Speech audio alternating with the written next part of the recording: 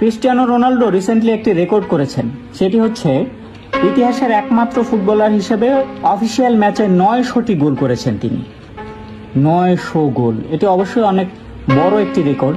তবে এই রেকর্ডের পরপরই অনেক বিশেষজ্ঞগণ দাবি করছেন যে এই রেকর্ডের মাধ্যমে রোনাল্ডো গট ডিবেট সম্পন্ন করেছেন।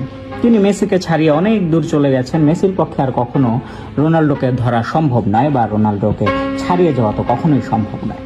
তো তাদেরকে একবার জানাই যে আসলে মেসিকে ধরতে গেলে রোনাল্ডোর কি কি করা লাগবে, আর রোনাল্ডোকে ধরতে গেলে মেসির কি কি করা লাগবে। মেসি তো আসলে এটা সম্ভবই না মেসির পক্ষে রোনাল্ডো হওয়া। রেকর্ড ভাঙতে গেলে, রোনাল্ডোকে ধরতে গেলে মেসির দরকার একটা চ্যাম্পিয়ন্স লিগ ট্রফি, ইউসিএল, 7টা হ্যাট্রিক, 63টা গোল। এটা তো প্রায় অসম্ভব একটা ব্যাপার। মেসির পক্ষে এটা কখনোই সম্ভব না এটা ধরা। আর মেসিকে ধরতে গেলে রোনাল্ডোর যেটি করতে হবে সেটি খুবই ইজি। সেটা যে কোনো দিন রোনাল্ডো ধরে ফেলতে পারে, ভেঙে ফেলতে পারে রেকর্ড মেসির।